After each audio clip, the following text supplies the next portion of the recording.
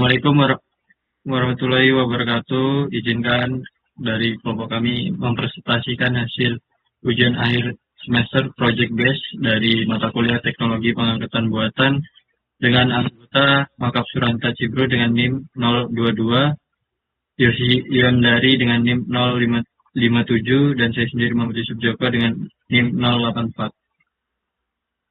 Adapun pendahuluan, di mana sumber minyak tidak selalu mampu memproduksi fluida ke permukaan secara alami, terutama ketika tekanan reservoir telah menurun. Untuk mengatasi hal ini, metode pengangkatan buatan atau artificial lift digunakan guna menjaga keberlanjutan produksi.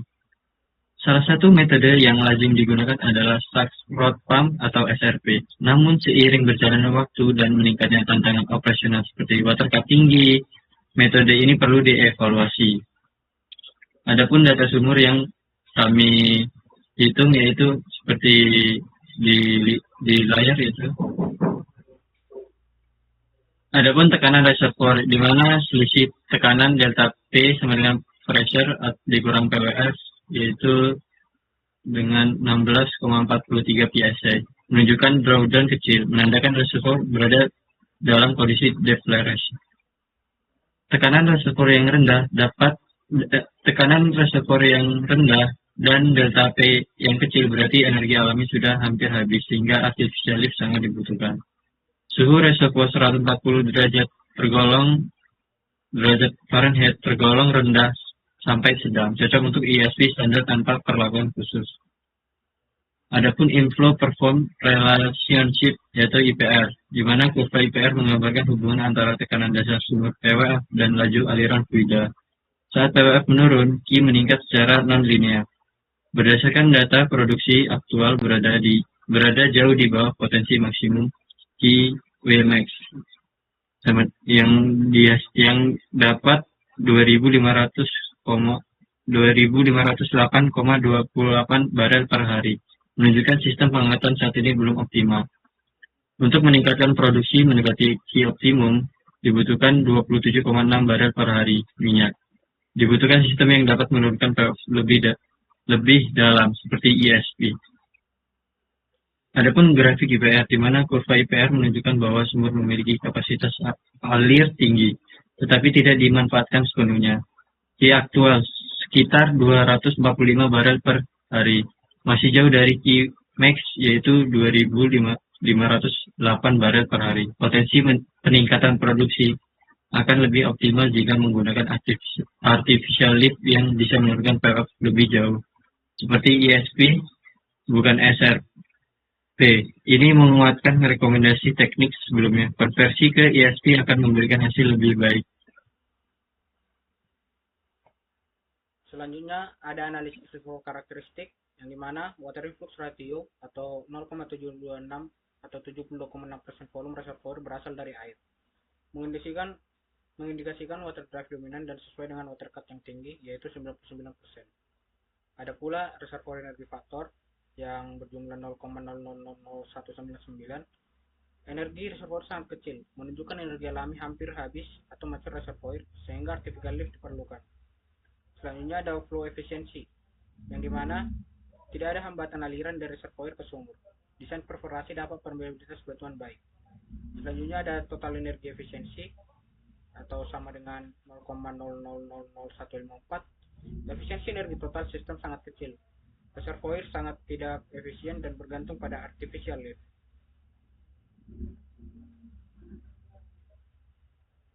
Selanjutnya ada evaluasi sistem SRP yang dimana terdapat PPRL yang artinya PPRL tinggi menunjukkan kebutuhan tekanan besar untuk mengangkat fluida ke permukaan, dan yang kedua MPRL negatif artinya sistem SRP saat ini tidak mampu memenuhi tekanan tersebut, menandakan pompa bekerja di luar batas efisien. Selanjutnya ada PT dan PRHP yang dimana PT dan PRHP ini sangat kecil, mengindikasikan rugi tekanan rendah secara teori, tapi tidak bisa mencapai karena keterbatasan mekaniknya. Selanjutnya ada CBE yang cukup besar, namun energi ini tidak termanfaatkan secara optimal akibat keterbatasan pompa SRP-nya. Di sini selanjutnya ada analisis non-dimensional untuk optimasi sistem. Perhitungan variabel tak berdimensi digunakan untuk mengevaluasi efisiensi sistem reservoir dan menilai kebutuhan sistem pengangkatan buatan. Nilai-nilai ini menunjukkan bahwa energi internal reservoir sangat kecil dan produksi sangat bergantung pada artificial lift seperti ESP. Di sini ada desain SRP. Gambar ini menunjukkan skema pompa angguk atau sucker rod pump atau yang biasa disebut SRP, biasa digunakan pada industri minyak dan gas. Berikut penjelasan singkat komponen-komponen yang ada di desain SRP ini. Pertama ada prime mover, yang dimana motor penggerak utama yang memberikan tenaga awal untuk menggerakkan seluruh sistem. Kedua ada gear reducer, yang artinya rangkaian roda gigi yang menurunkan kecepatan putar dari prime mover agar sesuai dengan kebutuhan mekanisme pompa. Ketiga ada crank, dengan penggerak yang mengubah gerak putar dari gear reducer menjadi gerak naik turun. Keempat ada pitman, yang dimana artinya batang penghubung antara crank dan working beam, bertujuan mentransfer gerak mekanis.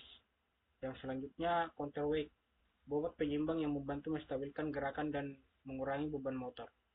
Selanjutnya ada working beam, dengan utama yang berayun naik turun menjadi pusat gerak pompa. Ada Samson post, yang penyangga utama yang menopang working beam. Ada selanjutnya horseshoe, yang dimana ujung depan working beam yang berbentuk secara melengkung membantu menggerakkan polish rod secara vertikal.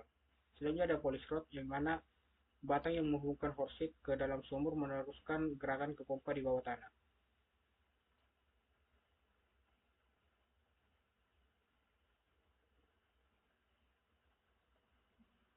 Di sini ada desain ESP.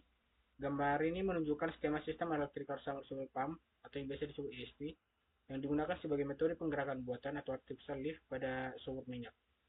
Berikut ada komponen-komponen utama pada ESP. Yang pertama transformer dan motor controller, mengatur dan menyalurkan listrik ke pompa di dalam sumur.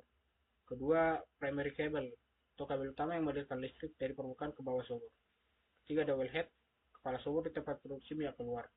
Ketiga ada casing dan tubing, yang dimana artinya pipa pelindung dan pipa produksi tempat fluida naik ke permukaan. Selanjutnya ada motor atau protector seal, pumping tank, yang bertujuan berada di bawah permukaan berfungsi mengangkat fluida dari dalam sumur ke permukaan. Selanjutnya ada perforation, yang dimana lubang pada casing di zona produksi tempat minyak air dan gas masuk ke sumur.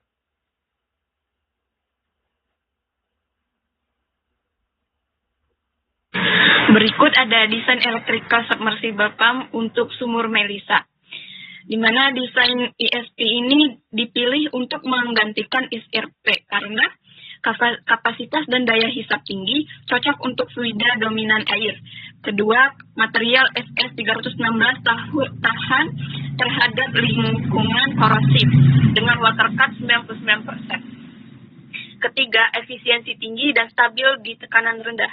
Dan terakhir, sesuai rekomendasi literatur dan kondisi aktual sumur Melisa 1. Kemudian ada perbandingan dari pompa SRP dan ESP seperti di layar.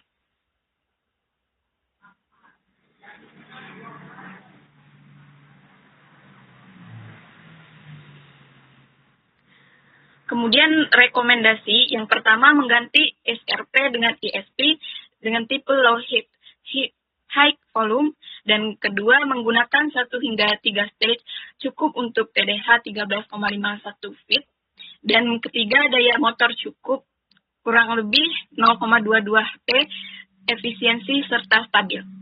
Dan keempat, target kapasitas 300 hingga 500 barrel per day gross live lifting.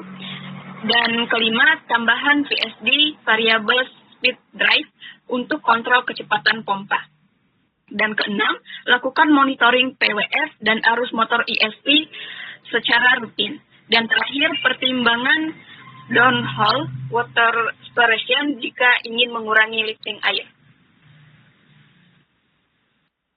Adapun kesimpulan yang dapat kita ambil, yaitu dengan demikian, pemilihan ESP sebagai metode pengangkatan buatan baru sangat direkomendasikan untuk meningkatkan produksi, serta efisiensi sistem pengangkatan di sumur Melisa 1. Dari hasil analisis, disimpulkan bahwa sistem SRP pada sumur Melisa 1 tidak lagi efisien karena didominasi oleh air. Konversi ke sistem ESP yang ringan sangat direkomendasikan karena lebih hemat energi dan mampu mengatasi fluida berat dengan biaya operasi yang lebih rendah. Sekian presentasi dari kelompok kami. Jika ada salah kata, mohon maaf. Sekian dan terima kasih. Wassalamualaikum warahmatullahi wabarakatuh.